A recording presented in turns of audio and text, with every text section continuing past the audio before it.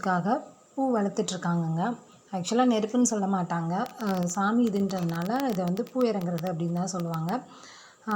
ரொம்ப நேரமாக அது இந்த ப்ராசஸ் போயிட்டுருக்கு. இது வந்து நைட்டு 12 மணிக்கு தான் இந்த வந்து பூ இறங்குவாங்களே. நாங்கள் எல்லாருமே 12 மணி 1 மணி வரை அன்றைக்கி முழிச்சு தான் இருந்தோங்க.